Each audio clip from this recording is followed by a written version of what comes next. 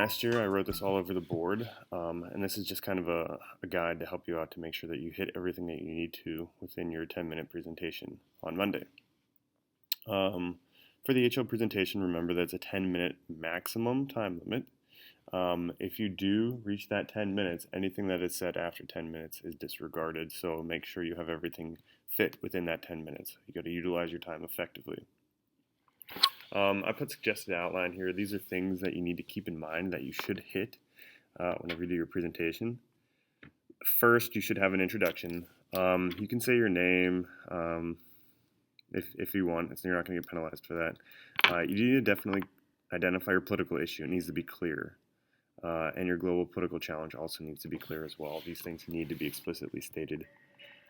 These red areas right here, these are the part of the rubric. So the rubric is looking for certain things, and if you identify these things, you're hitting at least some elements of the rubric.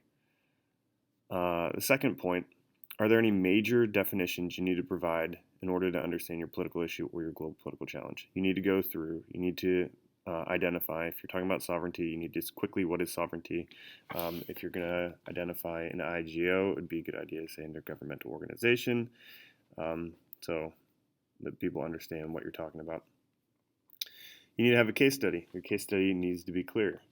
So the case study, what event or situation occurred that truly demonstrates your political issue within the real world. This case will frame the importance of your political issue. Once again, make sure names, places, organizations, etc. are clear for the audience.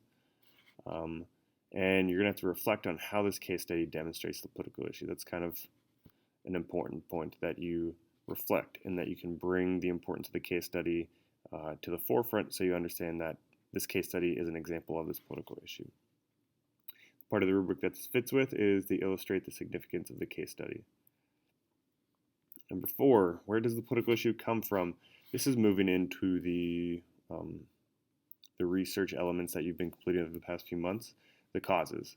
So it'd be a good idea for you to try and review or to go over where the political issue comes from. What's it a product of?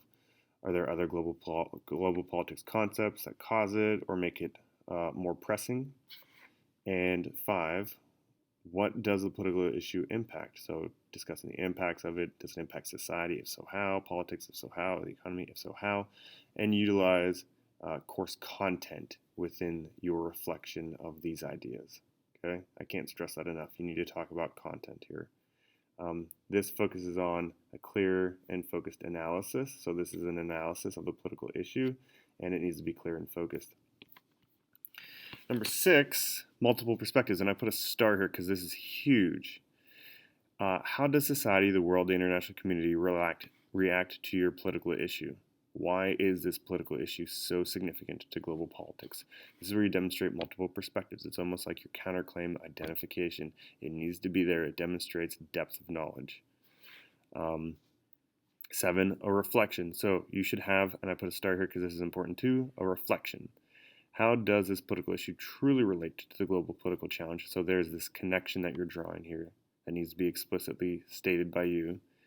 Demonstrate how it is global in nature. So are there any other instances of this occurring in the international community? Not regionally equals not global. So you need to demonstrate a global perspective here because it's a global political challenge. And what is the future outlook for this political issue? What's your take? Does anything need to be done? So this demonstrates the evaluation and synthesis of knowledge. It's extrapolating. It's like looking into the future to some extent and saying, hey, this is potentially a problem and it might lead to this further on down the road. So multiple perspectives and a wider range of global politics is the part of the rubric that this fits with. And over here, I put notes to take heed of.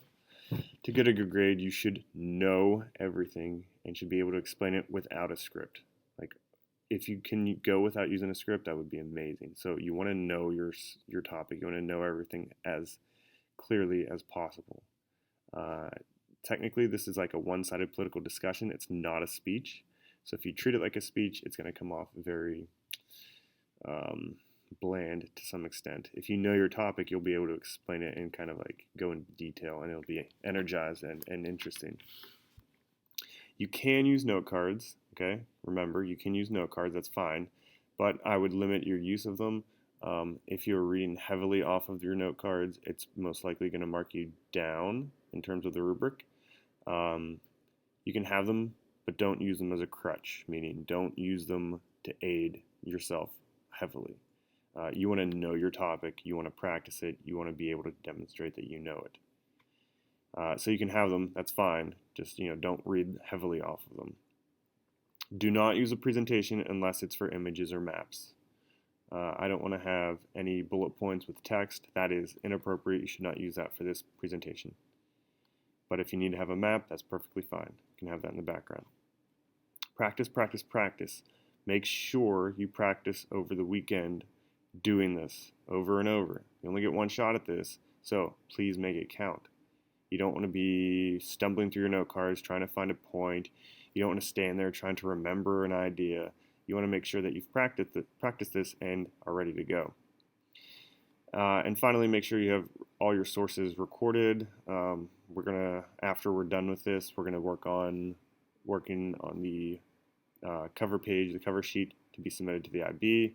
And yes, even images, if you're using a map, you should cite that. Last, utilize course content, right? Key concepts, current events, theory. In order to get a good grade, you need to demonstrate a knowledge of global politics here. If you're not talking about global politics, how are you going to get a good grade?